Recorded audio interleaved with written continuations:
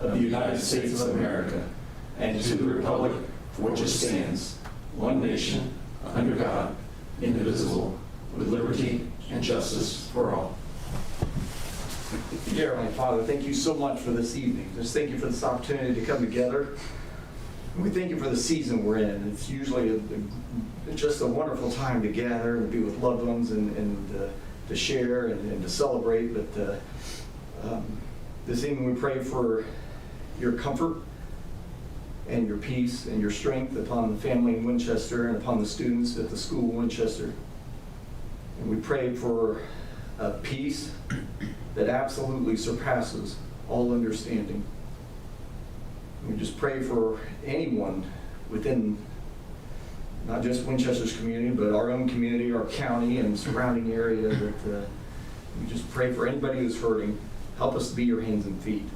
Help us to reach out and to be examples of your love. We pray for your wisdom in this meeting and for your guidance. In Jesus' name we pray. Amen. Amen. All right, Jan, if you would, roll call. Brandon Elmore. Present. Bob Lane. Here. Jason Brewer. Here. K.I.S.S. Mayor. He's here. Chris. Here. All right. I trust everyone's had an opportunity to review the consent agenda. Are there any questions or comments? I have one Yes, Bob. question. The Rich Miller's lift rental. Yes. Damage repair. That I just had. Yeah, great question. That's Steve, do you want to, or do you, either one. Absolutely. So Dan graciously stepped up and provided his piece of equipment for use by Dorr and Associates. Dorr and Associates, and this is part of the reason why they were terminated from the job, has failed to compensate the subcontractors and people like Dan who assisted with the demo process.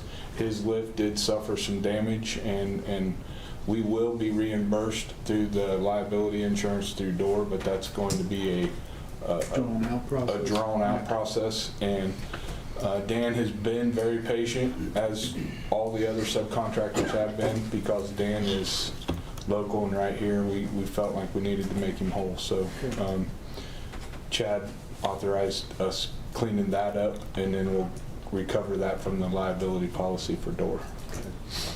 Because it's not fair for him to be Right. when he was assisting, so. Okay. Any other question? If not, I would move, or would be receptive to a motion for approval. I'll move we approve the consent agenda as presented. We have a first, we have a second. I'll second. All those in favor signify by saying aye. Aye. Those opposed? Consent agenda approved as presented, and I absolutely dropped the ball. I missed the public hearing. Crap. So if you want, can we just suspend this meeting as where it's at, and then we will officially open up for public hearing at the right time of 6:03. And I'll go ahead and turn it over, or additional appropriations is what this is regarding. Yes. The additional appropriations, which I had to advertise in the paper, and you guys all have to list them.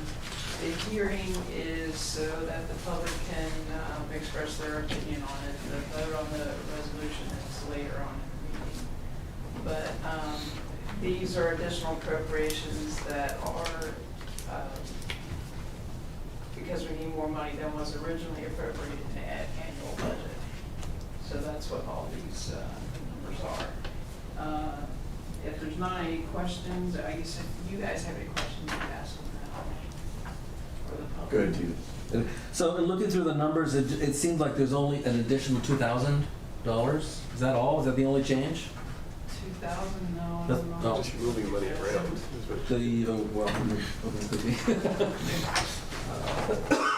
Just appropriating funds from one fund to another because there wasn't enough budgeted in that fund, is all we're doing. Yeah, this is something for general public. This is something we do each year, every year. Well, no, not necessarily. that's not what this is. This is additional funds that are necessary. We have the additional funds, but they weren't appropriated. But we've done this every. We've done it. We don't necessarily have. We don't have to, if we're just, We yeah. have done it every year, yes. So I'm looking at the, your document that says additional appropriations for 2022. And, oh, I'm sorry, the one that had the two columns. Yeah, there's two I'm columns. confused, am I confused? All these numbers are the same on both columns except for, Well, they are, because the first Everything amount is else. the amount requested, and then we have to approve how much you're looking at. That's the amount you have to prove to equal the amount requested, correct? Correct. This is the amount requested in this column. yes, And then we cannot approve that if we don't, if you want to approve a different amount than that. That's why there's the second column. But the second column is the amount that the council approves. So hopefully you do approve what we're asking for, because that's what we need, but but I don't understand, I'm sorry, I don't The understand lines, these. it's just the lines already filled in, but yeah, that. the line's already filled in for what. You haven't approved it yet, We but haven't that's the approved it. resolution. That's what it's going to look like. Did we have something comparing with what we had already appropriated and what we're now doing? That's my question. We had there was another sheet that had the red Yeah. lettering on it. I This one. I don't have it printed. You got it? Yeah, Mhm. Bob's got it there. Bob, do you want me to make a copy of that for everybody else? I didn't print it just to look at what it Does was. everybody have it printed? Yeah, I've got it. Is it in our packet? You have it printed? It was- It's the following It's in your page. packet Yeah, it's in, also. it's in Yeah. the packet. I think it was from last meeting too, if I'm not mistaken. Well, it's this, but it's not in red. Oh, Yeah, there it is. Okay. Printed black and white. That just, what I did is said why, I just made some notes as to Oh. why we needed those additional. Those are the additionals. in it. oh, these are just additionals. Yeah.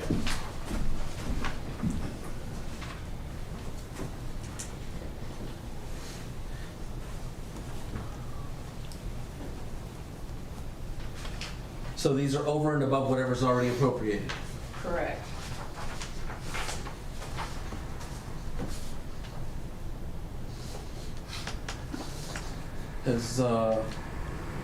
Has it been, it just looks like a lot to me.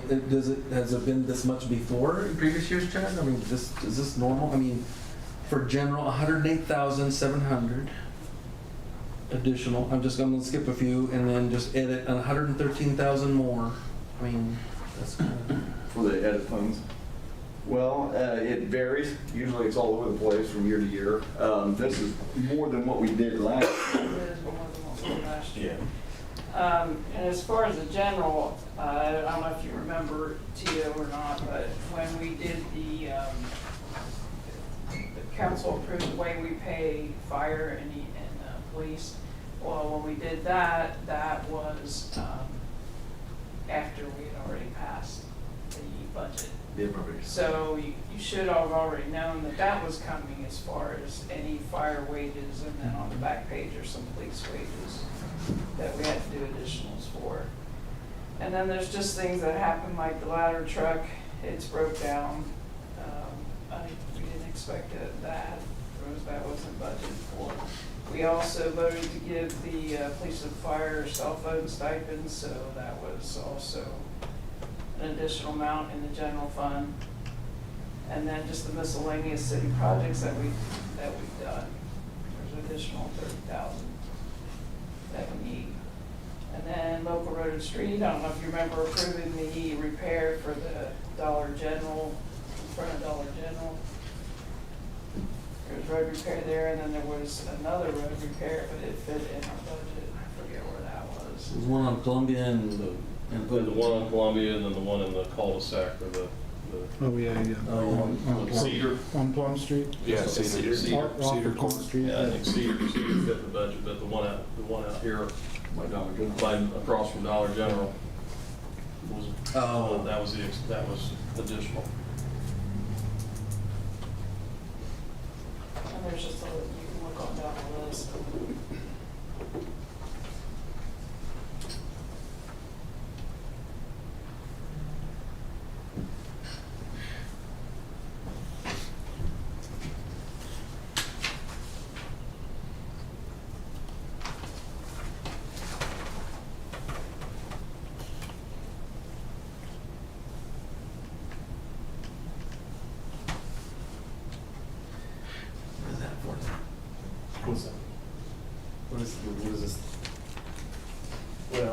that's the, so you got the 2 pages. This is the resolution.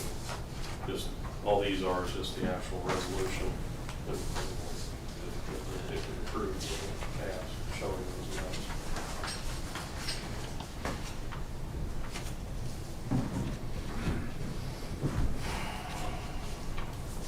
I'm sorry, I wish I had more information to compare the additional appropriations that we did last year with this one, as well as comparing what we did appropriate for this year and the additional, just to have an idea of the scope, of the depth of, I mean, what percentages represents. I mean, it's just good to keep that in mind.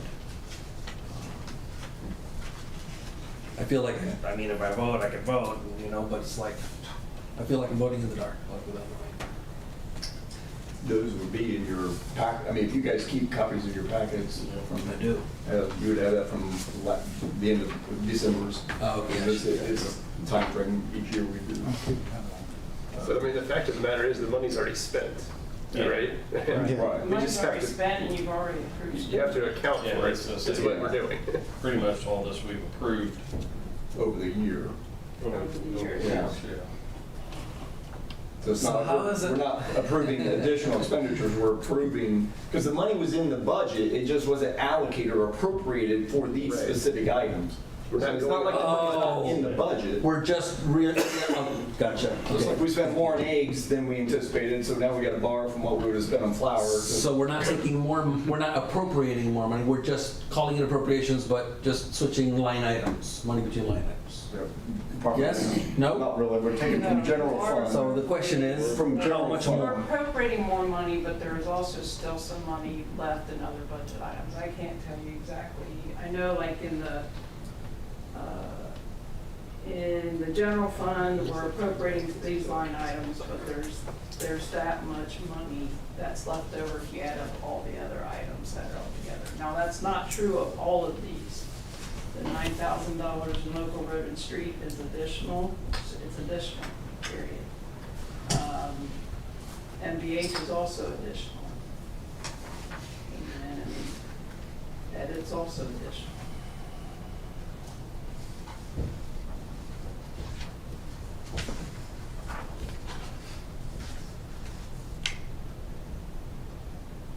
And I will say that I put this in your packet, not just this packet, but the last packet also. Yeah, that's where this one came from. And asked if you had any questions, you could. Oh, those were my questions, but I thought I'd get the answers here. I didn't realize Well, anyway, this is for the public to express their questions and concerns. So as far as the public hearing, you probably can close that. Do we have any questions? Well, it is 6:14, so I will close the public hearing at 6:14, and we will readdress this as a council, and you guys as a council under new business. We do have a presenter on the agenda, Miss Mallory Stevenson. This is feeling better. If you want, yeah, you're welcome to. And she's with Child Advocacy Center. All right. Yeah, I got you all a handout, I think. So I've been here before. Our logo looks a little bit different, but we have finally got all settled in over on Pearl Street. As you may remember, that is thanks hugely in part to the contribution that you guys made to help with the renovations in Linda Stemmer's old office. So formerly, our logo looked a little different. We're the Children's Advocacy Center. We are rebranding a bit to just the Advocacy Center. What we do is we coordinate the investigative response when there are reports of child abuse. So when there is a report, Law enforcement and DCS are mandated to investigate that. Child advocacy centers help coordinate that to ensure more efficient investigations. We conduct the forensic interviews with the child victims, and then we also do the prevention education for Randolph County. So we opened in November of 2020. Randolph, at that time, Randolph and Jay counties were the only two in the state not utilizing this model, which was developed in the 80s. So we've finally filled in the map in Indiana. A big part of the rebranding, why we've changed the name a little bit, is we have expanded our mission to include adult victims in Randolph County. In the past 2 years, we realized that not only was there a huge need for the child victims, but we also didn't have great processes in Randolph County to serve our adult victims. And we've also formed a partnership with Union City, Ohio, to serve. We are acting as their Children's Advocacy Center, and we're also serving Jay County as well. So that's kind of an overview of what we do. We are now located here. We serve the entire county, like I said. You can see on the front there kind of our numbers of what we've reached so far. Last year we were excited. COVID put a wrench in things with the prevention program, but last year we were able to say that for the first time since it became state law in 2018, every single Randolph County student received the research and evidence-based prevention programming, and we were able to make sure that that was provided at no cost to all of the Randolph County schools. So we do all of this as a nonprofit. When Children's Advocacy Center started, they were a function of prosecutors' offices, and that worked well for a while, but then you're at the mercy of the county budgets, and over the past 2 decades, there's been a big shift to nonprofit organizations. So we are funded primarily by grants. Our biggest is a Department of Justice grant, but we make up the rest of it by local support. Union City's been one of our biggest supporters, not just financial, but across the board. Union City Police Department was the first to really buy into this process and kind of led the charge. The school corporation as well. So we are asking, if you have it in the budget, that you've supported us the past 2 years towards our general operating funds. We're required by our largest Department of Justice grant to show that at least 25% of our overall budget come from non-federal funds and direct support. And I believe last year, I think the contribution was $10,000. So we ask each municipality in the county to support.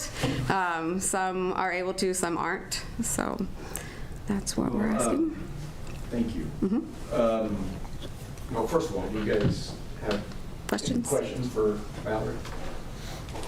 I will say one thing I wanted to clarify is if the council moved to continue, keep the level of support that we have been, could pull from next year's budget, cut the check January 2nd, right? Yeah. Yeah. And that would be okay for Chuck. Okay. Just want to make sure it doesn't mess up, in terms of what they expect and in terms of matching. No. Okay. Our grants run off calendar year. Excellent. Excellent. Okay. That was my question. Make sure. Mm-hmm. Do you guys have? I don't have any other questions. I'm just thrilled to have them here and doing what they're doing for work. And I see no reason not to continue forward. I have a question. Do you have any success stories that you can share with us? We do have lots of success stories. So I think I think the biggest success, some days it's hard to see the success, but so we are bridging 30+ years of a gap in practice. And it was not because any one person or one agency in Randolph County was saying, hey, let's do things like they did in 1985. It was just, we're a small rural county, and it's hard to get things started here. But we really were doing things like they were in 1985. So I think one of the most recent success stories that I can think of is, it starts off as not a success story, but sometimes children who have been victimized will unfortunately go on to be re-victimized. And we had done an interview with a child where that was the case, and she had experienced something previously earlier on in her life. But in the forensic interview, she made a statement along the lines of, I had something like, I really didn't want to come here today. I had gone through something like this before, and it was like really horrible. And they took me to this place, and there was a bunch of people, and I know that I was little, but they asked me a bunch of questions, and then another person came and asked me a bunch of questions, and it was like this big office building, and it was just really scary. And I thought that's what it was going to be like today. And this was just completely different, and I just really wish they would have had something like this back then.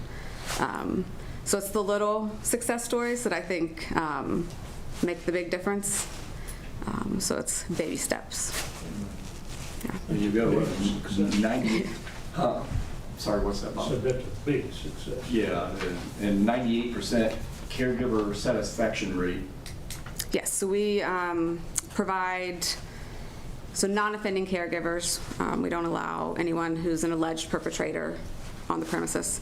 But every non-offending caregiver is given the opportunity to fill out a survey, and provide feedback on, how we provided service, things that we could do better, and 98%, and we get a lot of the same feedback from them. That's really our goal, is to make them feel comfortable. Our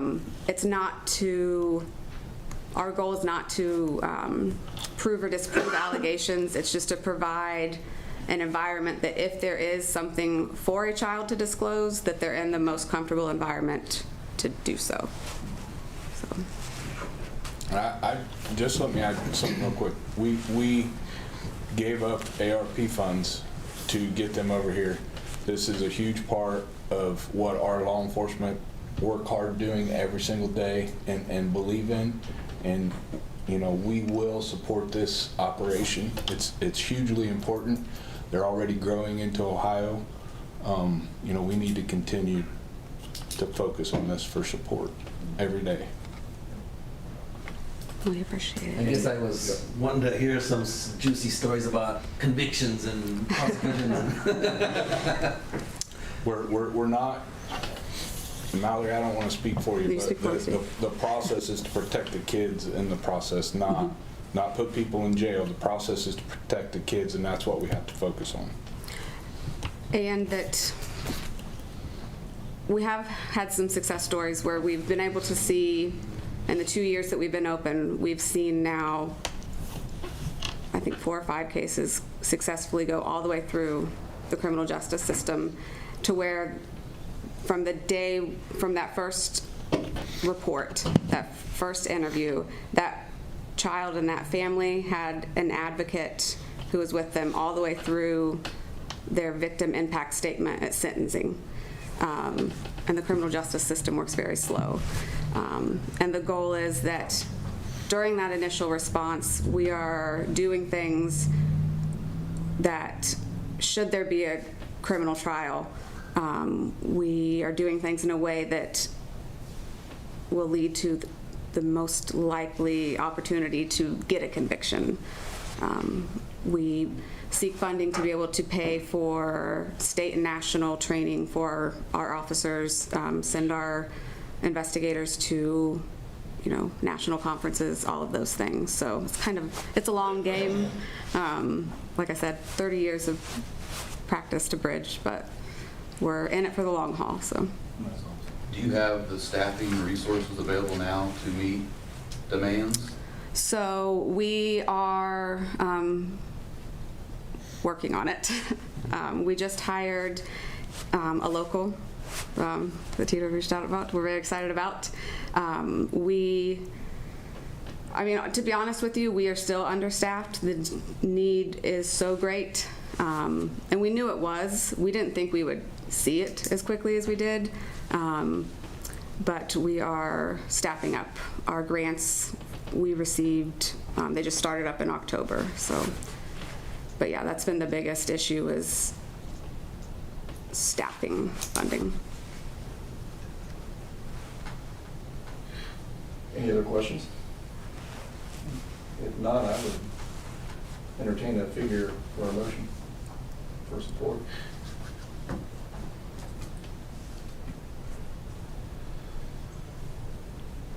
What do you guys think? Continue support that we provided last year? Continue At the same amount? Yeah, Same amount. absolutely.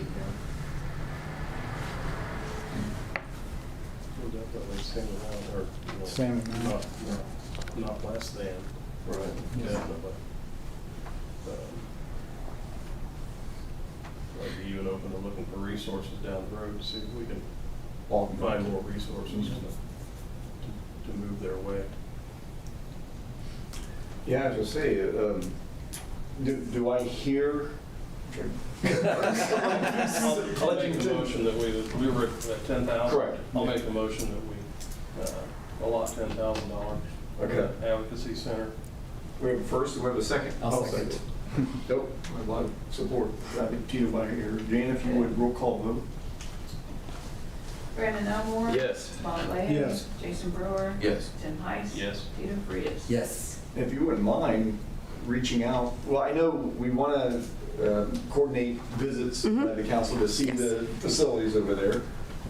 So that's something we want to do maybe over the next 2 weeks. Yeah, yeah, were they? The schedule's kind of crazy right now. But then the other thing is, if you wouldn't mind maybe reapproaching in like June or July and to see, to Tim's point, maybe there are some other things that we could in some way, shape, or form Later assist in the year, with. we have a little clearer picture. Right. We'll be able to do something. That'd be great. We appreciate it. I think it's going to be easy to be there. I think they're going to grow. Yeah. Yeah, we're playing catch up. On behalf of the city, thank you so Well, much. one of the things I hear with this is that, that I kind of knew this from the beginning of this, but correct me if I'm wrong, but some of the change with this is being there first to protect the children. And whereas the old mode was more of try to solidify it, the crime and the conviction, and focused on the crime and the conviction, and then the children just kind of get brought along for the ride, and it's almost another form of abuse where they're just drugged through this hellish reality. And then by that point, some of the things unintentionally that were done then hindered the crime and the conviction. Yeah. The thing, the damage that's done through that process, the multiple interviews. Yeah. So it's, yeah. And we're working very closely with the prosecutor and, really working to reshape this at the county level. And it makes, the ripple effects that it has, economically, when you think about the impacts that it has on the caregivers and all of those things, that it just goes on and on. So one day at a time. Thank you very much for your time. Thank you. All right, well, appreciate that. And next up, we have Chris, and I apologize, I don't have the last name in front of me. Chris Thunderberg with Enterprise. So, come on up.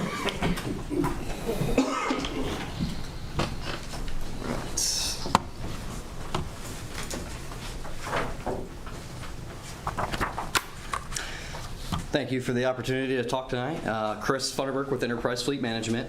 I know you guys all have the handout I just gave you earlier. I also have it on the TV up here just so you can follow along of where I'm at with the slides. Nothing too crazy. I think it's under 10 slides, but just to give you some visuals.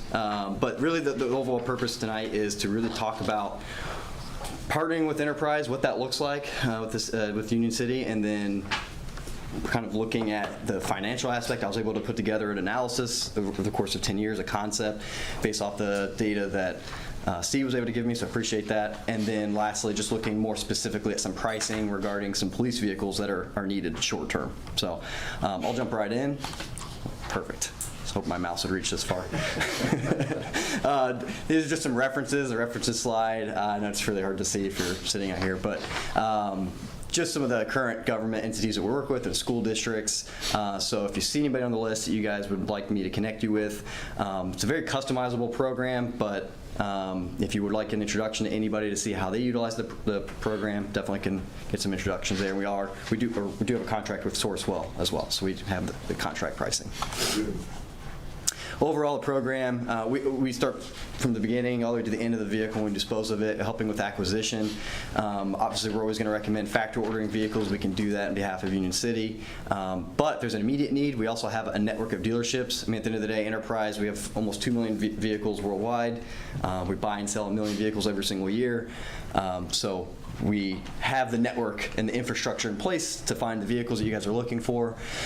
We also can help managing the license and title portion of it, kind of take some of that off your plate. We can help coordinate the aftermarket upfit and aftermarket equipment. And along the way, collect some data, including maintenance and fuel. We utilize that information to help essentially look at the life cycle of the vehicle to make a good recommendation when we would recommend to replace the vehicle. We can also help with any accident management, physical damage needs as well.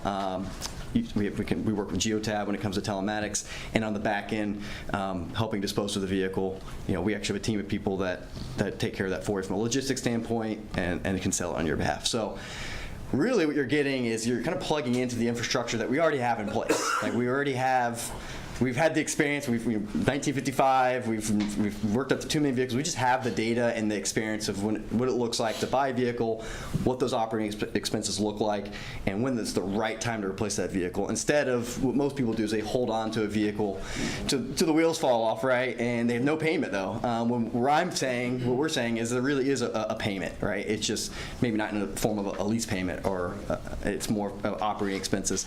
And then on the other side of that is looking right before that vehicle has too many issues, replacing it and capitalizing on the resale value of that vehicle. So obviously you've probably heard the last couple of years resale's been kind of crazy, and it's never really going to go back to normal. I mean, the manufacturers are starting to realize they can make just as much money making less vehicles. So resale is coming down from its all-time high, but it's always going to be something that's going to be there. This slide here just represents that vehicle life cycle term I was using. We look at a vehicle, you drive it off the lot, it depreciates immediately.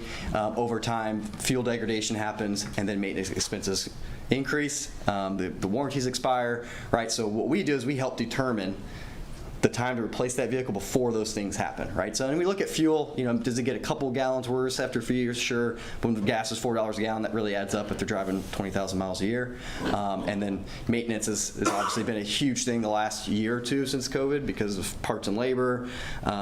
Just vehicles are having higher miles on them. We were talking about renting a car from Richmond. Those vehicles probably have 70,000 miles on them versus 30,000 3 years ago. So maintenance has just been a huge piece of it. That's where a lot of the savings come from. You will not be able to see any of this from over here, but that's why you have the handouts. But a couple of the things that stand out with these, when it comes to the fleet data I was able to get from Steve with Union City's fleet, there's 24 vehicles. A couple of things that stand out are there are 12 vehicles that are older than 2012. Right, so some of these vehicles are almost at the point where, you know, no matter what we try to do to try and replace the vehicles, it's going to be hard to get a great value, but you're spending the money on operating expenses, and it's just important to try and recycle those vehicles as quick as possible. And you can see on the top left, you'll see the different classes. You guys have about 11 different classes. We would come in and help try to uniform the fleet, maybe a 4 or 5. That makes it easier to actually replace the vehicle We had the specs ahead of time. We have a team of people right there ready for you. If you need a vehicle, we know exactly what to go out and get for you. So that's just kind of highlighting the 24 vehicles we looked at. We're pretty much recommending that first year that we would recommend replacing 12 vehicles. It's not a requirement, but just based off the data that we were given, you have 12 vehicles that kind of fall within that bucket of vehicles that we would highly recommend to replace. Just because at this point now, you're just doing everything you can to keep the car on the road. You're probably spending more time keeping it alive than it's worth. The next one's the actual financial analysis I put together for you guys over the course of 10 years. Really high level overview of this is what you guys are currently spending. We look at industry averages. Right now we were very conservative with you guys. We said 16 cents a mile on maintenance. The average is over 20 cents with most governments. So we're looking at that with your current fleet, and then we are just lining it up over the next 5 years. Can we cycle your 24 vehicles on, cycle them and replace them, so we can get the budget more streamlined when it comes to maintenance and fuel. But you also have some real equity in these 24 vehicles, and that first year you'll kind of see where it says we recommend to replace 12. You'll see that equity of $70,000 you guys actually have in those vehicles. You guys actually have almost $250,000 in just an equity alone in your fleet. So the idea is to capitalize on equity while you can, replacing it with a newer vehicle, and you can apply those proceeds. This is where I think the biggest difference when it comes to the lease talk. I think lease sometimes is a bad word in the government world, but it's very different than like a dealership closing a lease, right? This is an open-ended equity lease where the city plays a role in the equity. So if we go and sell the vehicle for you, you're getting that equity. And you can put it towards new vehicles, or you can put it towards something else with the city. Obviously, we're always going to recommend, if you're payment driven and you're trying to show that your payments are getting lower, you can always roll that equity into a new vehicle. So this concept here is just showing that after that 5 years, if you recycle all those vehicles, you would have a more consistent budget and proactive approach on your maintenance and fuel expenses. And then the next one is the more specific pricing on the police Durango. So we're talking to Steve. There's a short-term need right now with some police vehicles. There are 4 of them that we were looking at possibly ordering through Dodge, and there's 2 that we would replace. So essentially what you're looking at here is it's a 2023 Pursuit Durango V6. You'll see the vehicle cost if we factory order it. You'll also see that we added the aftermarket equipment on there of $8,000, which is really conservative. It's actually less than that, but with price increases, we want to be on the safer side on quoting that. And then setting it up on a 60-month term, 5 years, 20,000 miles. So that's just based off of mileage trends that we're seeing with the city currently, and it's flexible. Like, there's no limit on the mileage on these leases. We just set that so we know how much depreciation we should pay on the vehicle for you guys. So when we go to sell it, we know, hey, we've predicted after 5 years it's going to be 100,000 miles. We know what that's going to be worth, so we know how much depreciation to pay, so you're on the right side at the end of term. And so you see the price per vehicle times 4, and then what that will look like for your yearly budget.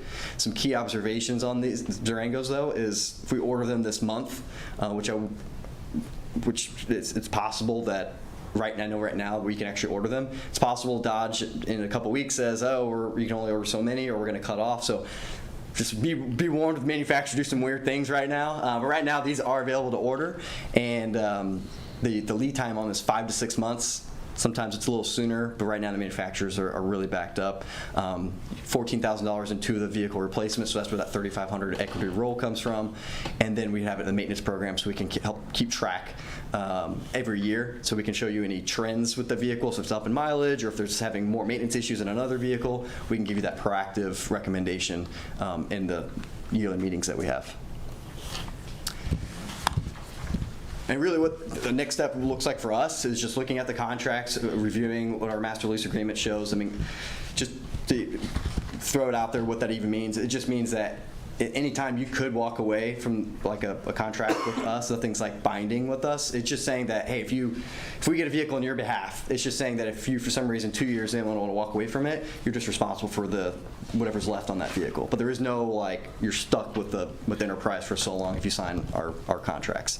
And then obviously we would want to order these vehicles as soon as possible, and then we would schedule an implementation meeting with one of our account managers. So a little bit of background of myself. So been with Enterprise enterprise over 10 years. I actually was an account manager for a little while, so I actually worked with a few different cities and counties within the program, and then recently came over to new business this past year. So you would actually get an account manager assigned to Union City that would work with whoever you deem being that person to work with, to kind of show trends and help make a proactive approach when it comes to ordering vehicles, instead of what a lot of people are doing right now is like, we need the vehicle immediately.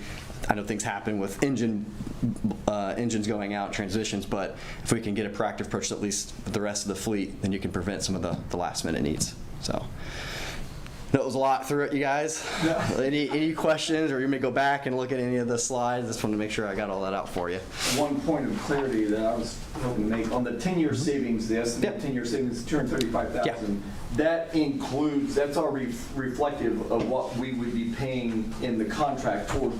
Yes. Yep. Excellent. Great question. Yep. So on that, I know there's a lot of numbers on there, but what it is saying is it's listing what you'd be paying each year for the lease. It is taking in consideration what your equity is in your vehicles, right? So whether you put it towards a vehicle or you put it towards something else, it's still your equity. So we take that in consideration. And the idea of that is if you are successfully cycling the vehicles, you know, preferably within that 5-year span, right? Because otherwise you keep getting vehicles getting older and older, then that's where the potential savings lie. So it is a concept, right? You look at that $235,000. You know, if you were perfect and you replaced 12 vehicles this next year, then yeah, we'd be on track for that. If you replaced 4 or 5 this year and then did 4 or 5 the next year, it could look a little different, but the idea is over 5 years, there's some considerable savings. A lot of that's just becoming because you're capitalizing on the resale, and the operating expenses just start dropping.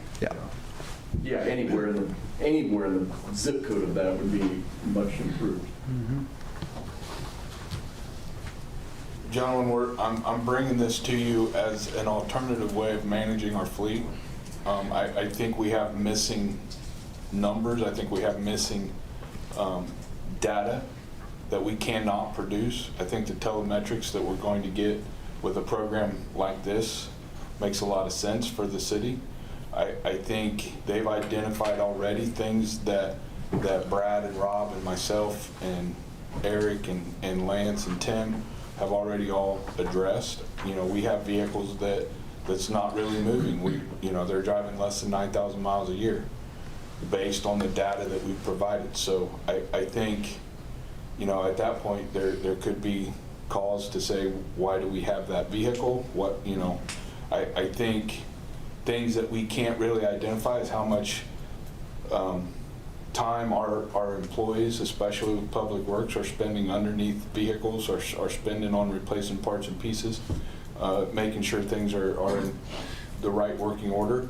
We have a smaller, aging fleet of personnel, and every second they spend in the shop crawling under a vehicle is seconds that we're not being productive for our community.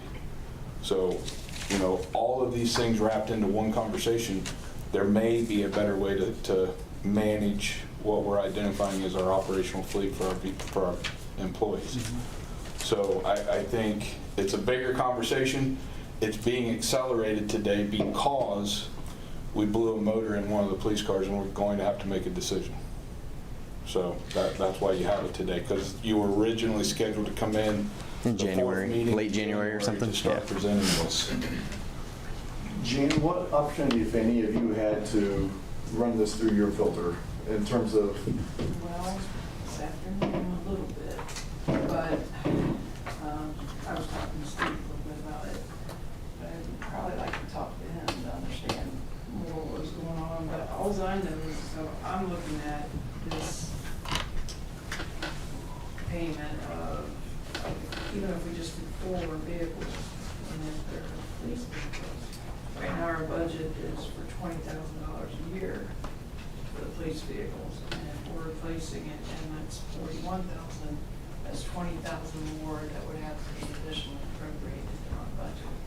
Now, that's for this year. Now, I realize that the idea is that over the years, your payments aren't going to be as much because you can capitalize on equity that you have on them. But I just don't know How that shakes out in your mind. Yeah. It's a new concept to me, so. No, absolutely. Well, yeah, and she brings up a good point too, because if you saw, you know, we're adding 4, but only turning in too, right? So that definitely adds an additional need. But to his point, we're kind of looking at it, it's like there's probably some other vehicles out there that we could probably even sell to help offset that. I mean, that's obviously it's some stuff that you were looking at, but do we truly need the 24 vehicles? Is there one or two there that we can try to help offset some of that? But yeah, that is a part of it. We're not going one for one in this specific case. Right. That analysis is showing kind of more of a one for one when you look at the current equity you guys have on your vehicles. But I know you have a specific situation with these police vehicles. Right. And the other thing, like we have a grant that we've applied for some fleet vehicles as well. That grant's been submitted. We believe even if we hit this grant, which we believe we will, we believe working through enterprise with that acquisition is a logical step for us as well, because they're more skilled at acquiring the vehicle than what we are. We struggle, we travel all over the state to different dealerships. We don't know if we're getting a good deal or not, and these guys I would consider probably more professional than anybody we have on staff. So The grant amount, that was actually requested by Rural Development for us to pursue that. That was not us pursuing them. They told us, they said, we have an avenue to assist you with your fleet. You need to take advantage of this. I said, okay. Now, what was the amount that you remember what the amount was? yeah, I do, exactly. It was $50,000 per vehicle, and it was, what we applied for was 4. Okay, so we applied for $200,000. And do we have that window of when? That the grant has been submitted, I'm assuming, like with the USDA in general, anytime in the next week to 30 days. Right. And I'd like to add too, off of that, I set it up to where we were rolling equity into these vehicles because my first initial meeting with him was, hey, we'll try to keep the payments low. You can pay for however you want. So if you end up getting that and you just want to pay the vehicle off, that's fine. We're more about the life cycle of the vehicle. So however, yeah, we're not worried. We're not payment driven. So however you guys want to pay for the vehicles, fine. We're flexible and all that. So I appreciate that.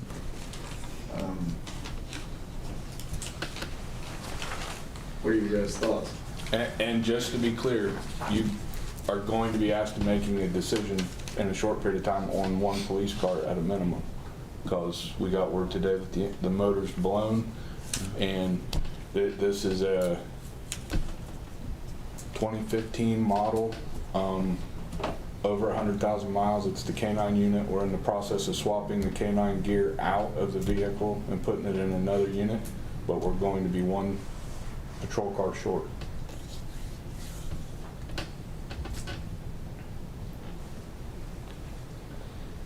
Just a question, just to better understand this a little bit. I like this 10-year savings, $235,114. And I'm just wondering, 10-year savings as opposed to what? To our current expenses or current projections? yeah, correct. Yeah, so that top line is kind of like what you guys are currently spending based off of, like I said, some of this is industry averages because to Steve's point, we don't have exact maintenance data that you guys have, so we are very conservative on some of this data. But yeah, looking at that over the course of 10 years, what you would spend versus having a partnership with us and cycling the vehicles accordingly each year. So like I mentioned though, if we start with one vehicle, obviously we want to continue to help you and keep cycling vehicles, even if, if it's a slow start, that's fine.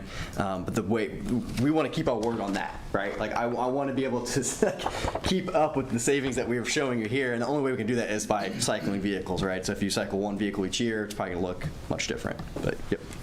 So would we expect to have, say for example, like an annual report where we can see how these numbers actually start to flow through to match to what you're budgeting for? Yeah, so if you partner with us, like I mentioned, you get an account manager that'll get assigned to you, and they actually have an annual client review where they show you the year, the previous year, and they'll show you anything that you have with us. So if you have maintenance, we can break down how much maintenance we've captured, that we've spent, how much you spent on vehicles, how much we sold the vehicles for. We can show that on a chart just like this. It shows you here's what you spent, here's what it was, year over year.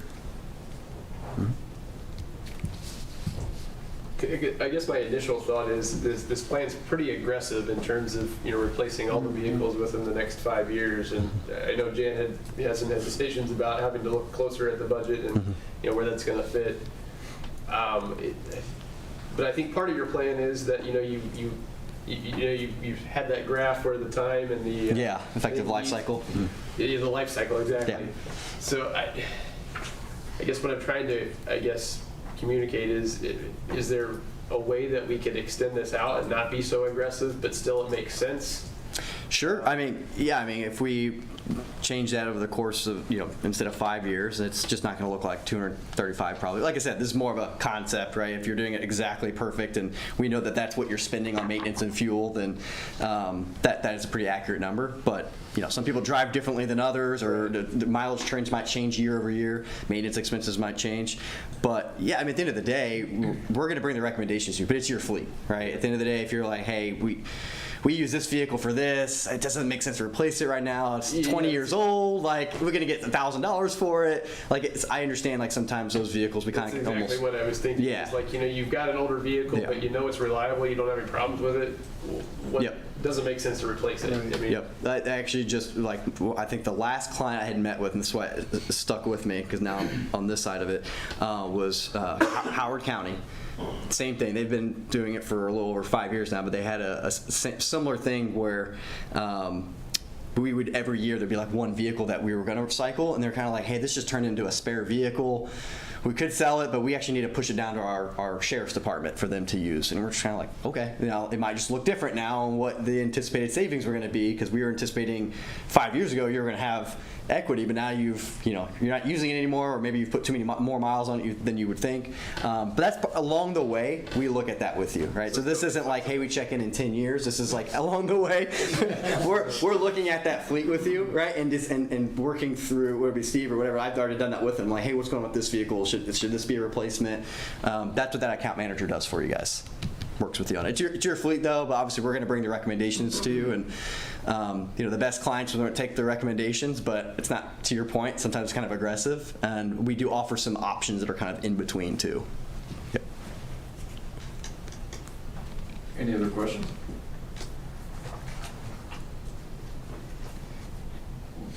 What do you guys think? Enter a trial run? Well, I think that we have to, just with where we're at budget-wise right now, we have to come in pretty soft and mainly look at replacement, particularly one vehicle being replaced one way or another. Right. We've got a couple options the way we do that. I think now, in terms of the rural development grant opportunity, would give us an opportunity to step in a little more with that, Aggressively, and make a move in to cycle some vehicles sooner than what we'd be able to on our own. But I'm not sure where we're gonna have to keep it within what we've got budgeted for 2023, pretty much no matter what. So I don't know if I said or not, but these vehicles probably wouldn't even land until the spring, so I guess it wouldn't be the full, but the next year probably would be, right? And I will tell you that Lance and Eric have been perusing the budgets, the 2023 budget. They believe that with moving some things around, looking at the probability of reducing some maintenance costs and things like that, they believe that they can fit it into their existing budget that's already appropriated. We may have to move some line items, but the dollar for dollar, for how many vehicles? The two that we kind of earmarked for police. Okay, so you look at the two 215s, 2015s then? Mm-hmm. The one that's dead and the one that's... So if we buy a 2015 or two 2015s, how long are we expected to hold those two vehicles before needing to then turn around and replace them? No, we're replacing the 2015s. So what would we be replacing them with, I guess? Well, maybe I just understood it. Durangos? Pursuit Durangos, yep. Proposal on the table. But I'm saying, like, how long would we hold those vehicles? That we would They'd be on 5-year leases, 5 year. open-end leases, yep. Based off of 20,000 miles a year, but it's open-end, which means we can adjust it. So. Well, it could be 7. I'm kind of curious what the outlook is on 5-year-old police vehicles. I guess, generally you have police vehicles that are either lightly used and have some value, and then you have them, then the next. Bullet holes in them, or yeah, I've seen it all. Yeah.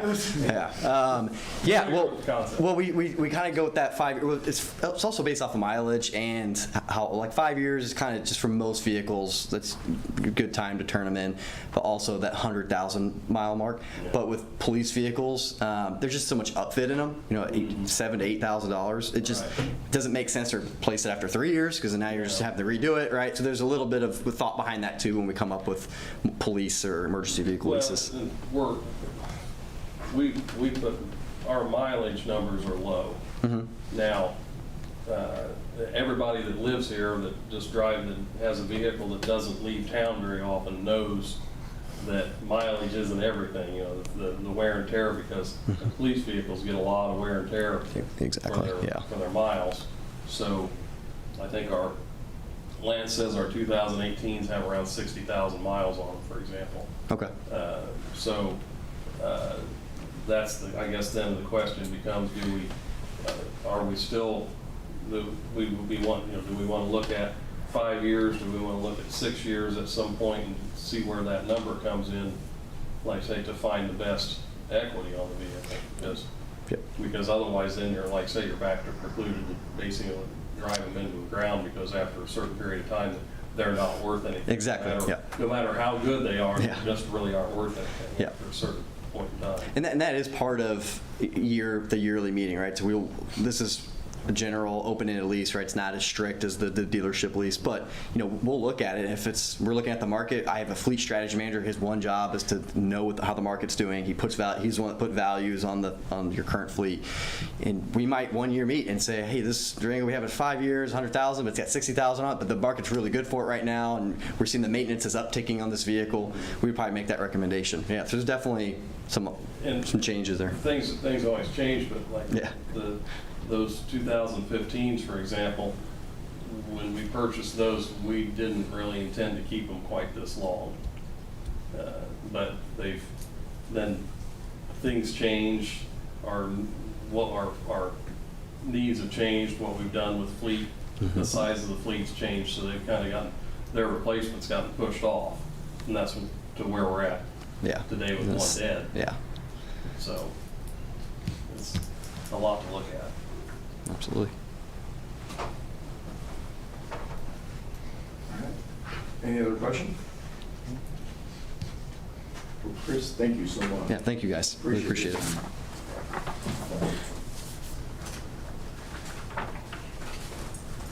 Any other thoughts? My thought is that if it's a savings and a way to manage smart, right? In sort of make sure that it's hard to express this graph in words, but like ensuring that when the costs start to rise in our vehicle, that we get rid of it before that, right? So that we end up spending less. So that savings is I think for me, it's a good thing. Should we just go ahead and move forward with the first vehicle anyway, or first two vehicles, because we know we need to purchase them anyway? Basically, just what we're looking for is a granting of Steve approval to proceed with K.I.S.S. and then fit that first vehicle into the budget, correct?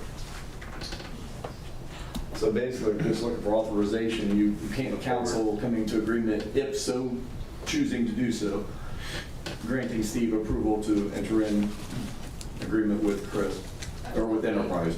There'll be another presentation, I know what you come up with. I really want to sit down with the proposed account manager. I want to take a look at, is it the right thing to do to replace the 15 or the 15s? Because the 15, we're already junking one. It's scrap material at this point. So there's not any, there's no cash value to that other than scrap. So I'm thinking maybe we're smarter to take a look at the 18s that may have some equity, flip the 15 to the K9 vehicle and finish beating it into the ground until it dies. Honestly, And really take a look at starting this program with trying to build some equity in the fleet that we have left. Yeah, in other words, with the fleet that you have left, getting to this spot, Correct. taking it right there, so. At least closer to the edge of the circle anyway. Right. Versus off the cliff. Because basically the canine card requires so much upfit, and what we have is a upfit canine kit that's interchangeable with the other 15. The other 15 has 50,000 miles. It's still just as old, but it's not been beat up as bad as the canine car. So I would rather transfer the canine equipment, not buy new canine gear, to the 15 and look at seeing what we can do with either the Chargers or the 2018s and maybe, you know, roll some equity somewhere. But do we need, are we gonna have to just be able to do it with one of those because we're losing one car, you know, we're short one car right off the bat? Well, but we'll have it back on the street hopefully by Friday, according to. Well, I mean, but you're gonna have, with the one that's down, you're giving that one up, you know, so at that point, that's one of your two cars. We have to do one for sure. Yeah, so that's why I'm saying. I'm just saying there could be an opportunity when I meet with the account manager and actually take a look at numbers. There could be an opportunity to create some equity in the process, depending on which vehicles we look to market and trade. Yeah. So I guess what I'm saying is I don't want to be handcuffed to. You're looking at. Let's do the 15s. Let's look and see what the best deal is. The dead 15 and maybe one of the 18s or one of the Chargers or something in that scenario is what you're looking at. Correct. Yeah.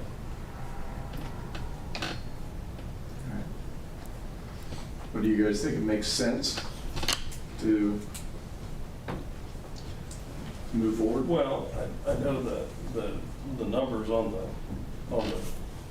quote in this, you know, what he's quoting is right there in the range on the vehicles cost wise. So it's not an exorbitant number compared to what we have any other way to purchase that vehicle. So it's not like it's they're not overcharging us for these Durangos. I'll say that. That's basically the price of those vehicles. Yeah, and it has 3,500 in equity rolled, but you can do whatever you want. Yeah, you can roll the equity from the sold vehicles or put it back to the city, wherever you guys want to do. But I know when looking at the pricing, we purchased the Tahoes. Oh, yeah. Are they 20, what year are those, 21s or 22s? They're 2020s, but we didn't receive them until 21. Yeah. When we looking at those and looking at the pricing, these cars are right in the range. And that's without any incentives. I didn't want to add any because the manufacturers are starting to hold those. Yeah. And they're starting to add incentives back in for Mhm. government, so I was really conservative with the number. Yeah. I'm expecting it to be much lower, actually. So, Yeah. make sure. Yeah, the Durango's been the better deal here lately.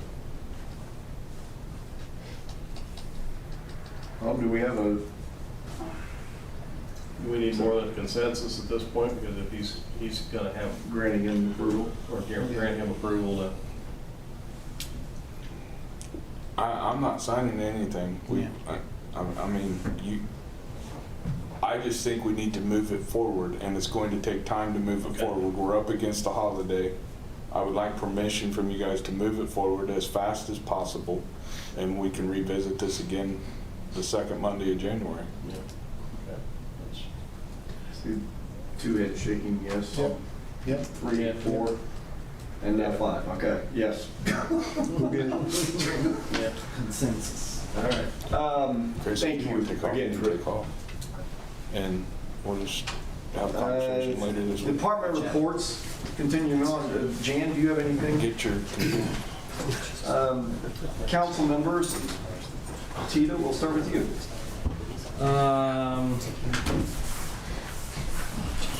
Just a shout out to the Hispanic community. Today is the feast day of Our Lady of Guadalupe. And so we have a lot of happy residents in Union City celebrating that day. So, but other than that, I don't have.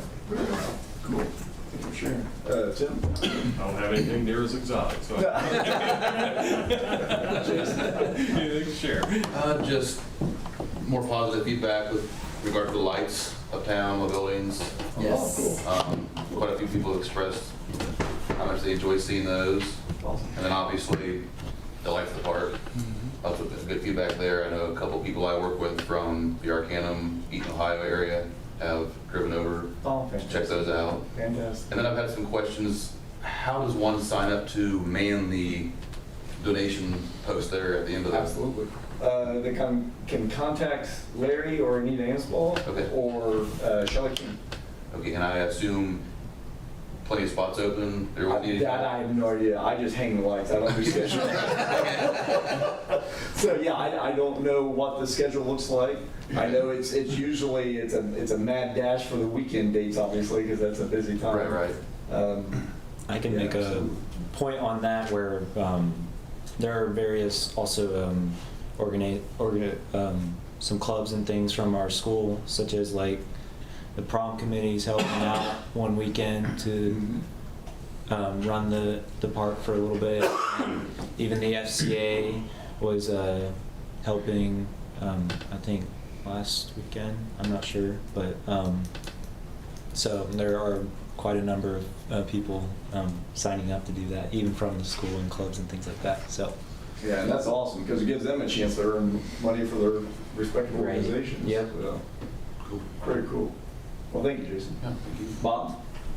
I don't have anything. All right. Brandon? I don't have anything this All time. right. Steve? I have nothing, sir. Okay. Okay. Within new business, the Child Advocacy Center, which I guess we kind of already done that, haven't we? Because we already made the motion, so. Chad. so we're- Chat. We've already done that too. I'm sorry, Josiah.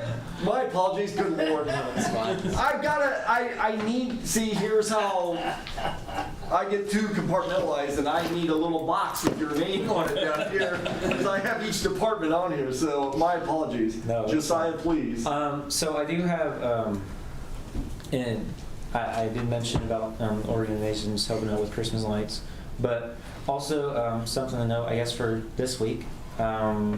At our school, the band and choir concert, they're both happening this week. The choir concert should be happening this Wednesday, which I believe is 12/15, December 15th. And then the band concert will be happening this Thursday on December 16th.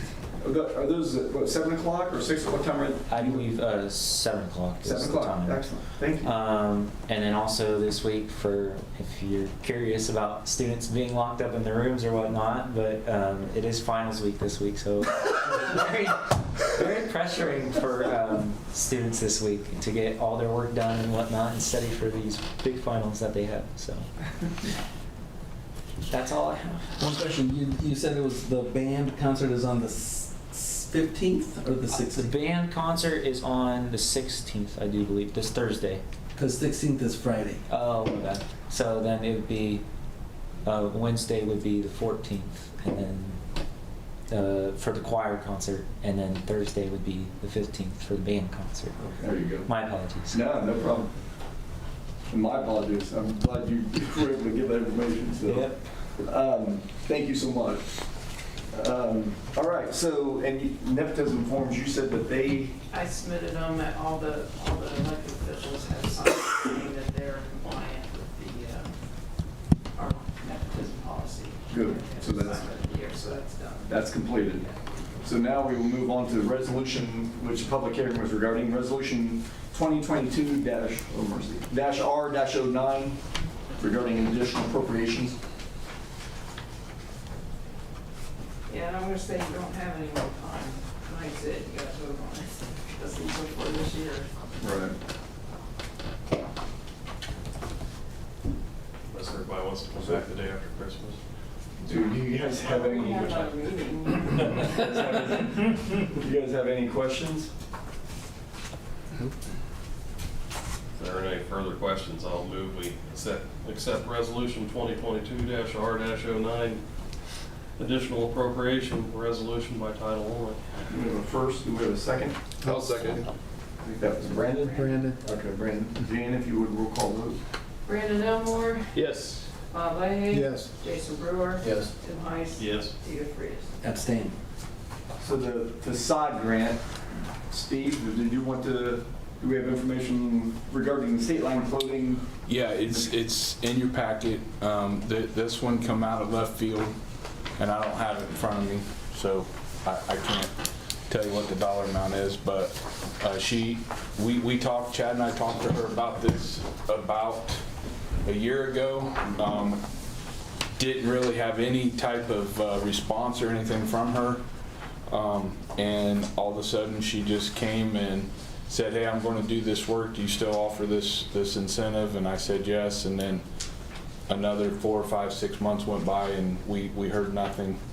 And then she just dropped off a copy of an invoice for the paving work that was done in the water fulfillment slot there in front of the city building. So obviously they made substantial headway with the exterior of that property by basically milling and paving and repaving effectively the whole parking lot. I'm sure the truck drivers don't like it, the fact that they've got parking barriers along state line and they can't just drive through there, but I think that's best for the parking lot as a whole. For sure. She has also indicated that she plans on reapplying probably in the spring to do some exterior work as far as the awning, the signage and things like that, but she's just biting off what she thinks she can do all at once. So this is basically just for your consideration, and I think it has actually improved that area considerably. That's for sure. The appearances Yeah. for them improved greatly. Just the asphalt has improved, but I think the overall appearance of the facility it's clean. It's a lot cleaner. It's a lot. The appearance is just a lot better overall. So.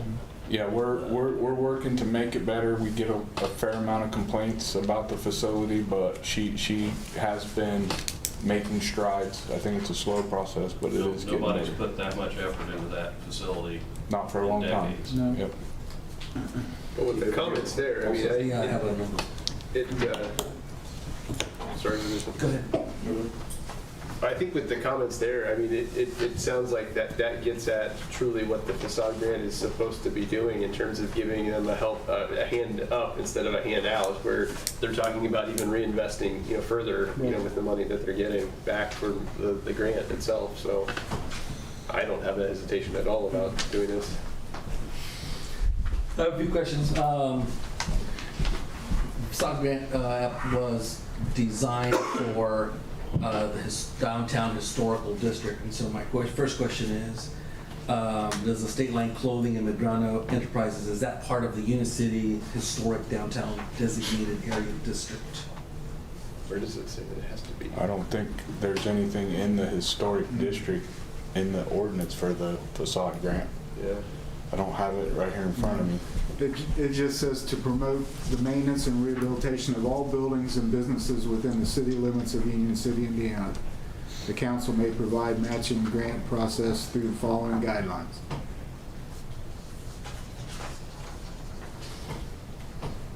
So the attachments are not part of the actual ordinance.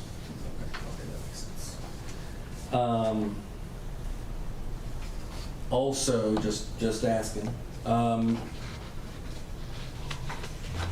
this is, I think I thought the facade grant was designed to help like the exterior of the buildings. And in this case, I mean, definitely needed work, definitely awesome work, no?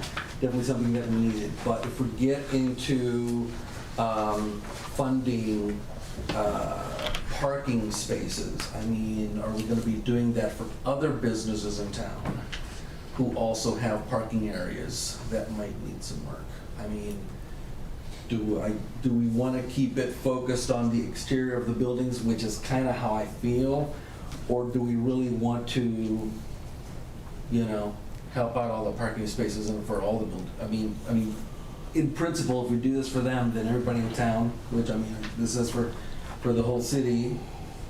A fair question.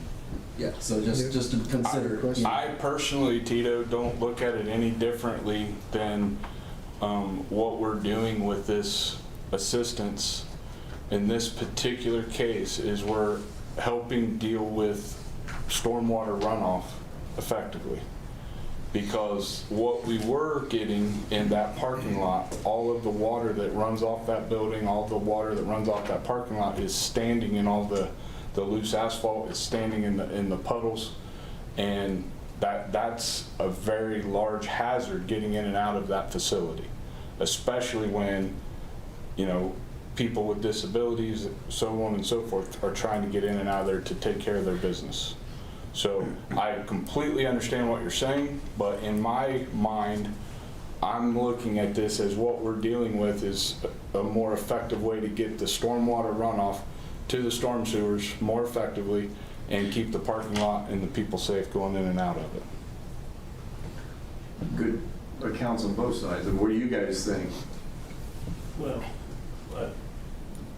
I kind of see it that way just from the standpoint of those improvements are when you're in that with a business like that, it's all inclusive. It doesn't matter whether you're spending money on the building itself or the parking lot or what it is. It's all Part of the facade.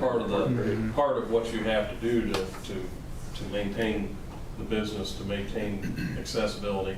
I know one thing, that lot over the years, in recent years, and I don't use the facility because I don't need to, but I've noticed numerous times, especially in the wintertime with snow, it's a disaster because it was so bad that it couldn't be plowed well or kept clean, whereas now now that with the smooth asphalt, it can be easily plowed and kept clear.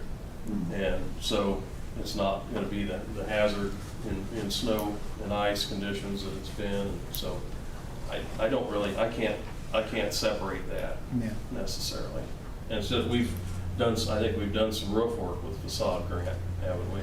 Well, we've done roof work specifically with the facade grant, and we've also done stormwater management with the facade grant at Carson Parks. So it's kind of maybe it's a little bit of a misnomer that we refer to it as a facade grant, but But I think it's an extension of the facade. It's a part of the facade. Maybe I'm not suggesting we change the name, but maybe we think of it more as a facilities grant. Well, or maybe we put a stipulation in because Tito makes a good point, because that was at the heart of my intention with this too, is to address the structures. Because with the demolition, especially of the structures in town, and I had an outcry of, oh, you're knocking all the buildings down. Well, no, and we don't want to do that. We're trying to save everything we can. There's just some things you can't save, unfortunately. So to address that was the genesis of the facade grant. Now, do we put a stipulation or do we amend the facade grant in 2023 at the beginning to say, 80% of the funds allocated toward facade grant must go towards structure or at least, I'm just throwing this out there, I'm thinking out loud, okay, keep in mind. But do we have another stipulation for parking or areas extending out from the actual structure itself? I don't think you need to put a stipulation personally, because it ultimately falls back to this body's decision. You guys get a vote on everything presented, and that's all this application is asking for, your vote. It sounds like we hung the carrot out there and she took it. I mean, because otherwise she probably wouldn't. She may not have done the project. Yeah, that's fair too. The other question, I'm not sure if you caught it, Chad, was whether that business is in the historic downtown designated area district, which is described in the first whereas of the ordinance 2020-23. Right? Whereas the city of Union City, Indiana has established a facade improvement program. I know Oak's on that. I don't know what part of Oak. Within the Union City historic downtown designated area district and/or special district designated. Yeah, I know Oak Street is part of that district. Yeah. Just a matter whether Oak Street goes down to state line or not, but. But then further goes on, it says see attachment A. And attachment A doesn't. Yeah. I'll throw my opinion in on that, is I feel like that this being Union City taxpayers' dollars, it should be available to all Union City businesses, regardless of their Right. location. And so I agree. I think just because somebody's outside of the district doesn't really change anything. Their tax dollars contributed to it. Carts and parts, for one thing. Carts and parts, we Yeah. did that, they're far from that district, so if we need to amend that ordinance, so be it. But doesn't it say and/or specially designated areas? I don't see where. So that's supposed to be the catch-all. Yeah. It says historic downtown, which I don't know who says what district that is, what streets that is. But then it says and/or specially designated areas. So, and then it says see attachment A, which attachment A says promote the maintenance and rehabilitation of all buildings, businesses within the city limits. of the city. So that covers the whole thing. So, That covers yeah, I don't just read think that. there's an issue. Okay. Yeah, I don't have it in front of me, so. And don't certainly have no memorized. I got it, if you want to see it. That's all right. Okay. Maybe she should grab that. Any other questions, comments? Well, If not, then do you feel compelled to make a motion? I would make the motion that we accept this facade grant application, the requested amount of $8,240. We have a first, we have a second. I'll second. Jan, if you would, roll call vote. Brandon Elmore, Yes. Bob Leahy. Yes. Jason Brewer. Yes. Tim Heiss. Yes. Tia Freeze. Yes. All right. Now, any visitors wishing to address the board, please stand, state your name, address, and nature of business. Each individual have 3 minutes.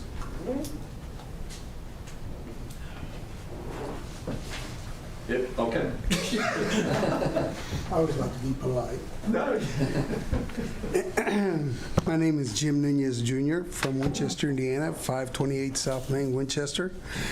Just like to thank Union City for sending units to our Winchester Light Parade. It made it a very successful and one of the biggest that we've ever had. And just, another thing, how one city helps the other city in whatever little capacity it does for its success. Another thing, that you didn't time me, so I'll It's on my phone. I figured or something. The computer's not hooked up. Yeah. Another thing too is I'd like to thank Union City for always being a standby, which is it's a policy for fire stations to always be a standby, because we had a real bad fire this past it was 2:30 in the morning today. And, because we needed that with other fire departments being there for another bad fire downtown Winchester. And it's just, those kind of things is what makes city and two cities together. Like we always, I know sports is one thing, but when it comes to towns, working together, no matter what the things we need to borrow from each other, that's what really makes, and that's what we need to brag about, a lot of things, about how we get along, the fire departments, city street departments, whatever, this is what makes it, us. That's what makes it us. Winchester and Union City, Indiana. That's what makes it us. So I was just here just to give you a thank you from Winchester. I appreciate that as well. Thank you. Okay. Under the timeline. All right, well, with that, the date of the next, my wife was making funny The next council meeting will be Monday, January 9th, 2023 at 6 p.m. Board of Works will be also Monday, January 9th at 1 p.m. And I would love to wish everybody, in all sincerity, a very, very Merry Christmas and a very Happy New Year and a very safe holiday season too. So I appreciate everyone up here in this room. in all sincerity, because I know it's not always easy at all. But appreciate everything you guys do, and I hope your families have a wonderful time together. So with that, I would entertain a motion for adjournment. So moved. We have a first, we have a second. I'll second. All those in favor signify by saying aye. Aye. Meeting adjourned. Hey, Tito?